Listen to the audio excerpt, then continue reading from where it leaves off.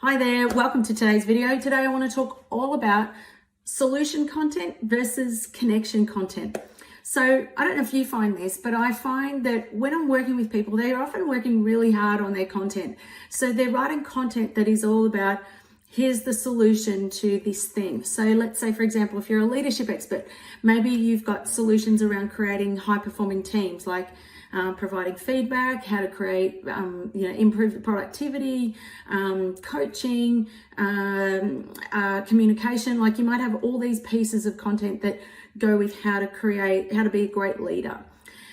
And the challenge with that is sometimes your audience doesn't necessarily realize that those issues or those pieces of content or those pieces of IP and the solutions that you have, quite often your audience don't necessarily realize that that's actually the problems that they've got. And whilst you know that, sometimes they don't.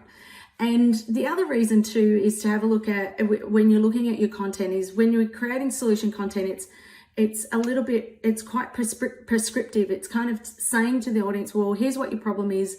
I know what, and it's kind of like without even sort of diagnosing. It's like giving someone a script. Like if you're a doctor, it's a bit like giving you a script and you're like, hang on, you don't even know what how do I know you even know if I'm even sick?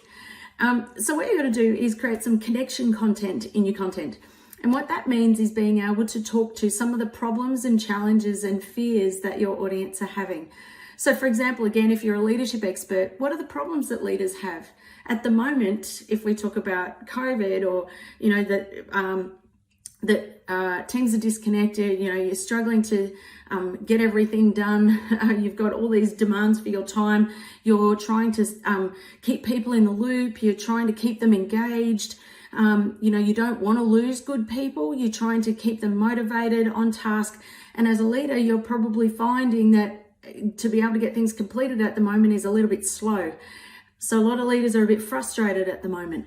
So if you can talk to some of those problems, then leaders kind of go, okay, now I'm prepared to listen because I can see that you kind of get what I'm going through. And if you can provide context into the problem set that people are having, sometimes as opposed to always the solutions and the content, then what happens is you create a greater connection with your audience, greater rapport, greater trust, and they buy into that they're going to know, like, and trust you even more. So I hope that helps. Make sure you have a look at the content. Go even do an audit. Have a look at what you've done for the last week and go back and have a look at what is it. Have I put mostly solution content or connection content?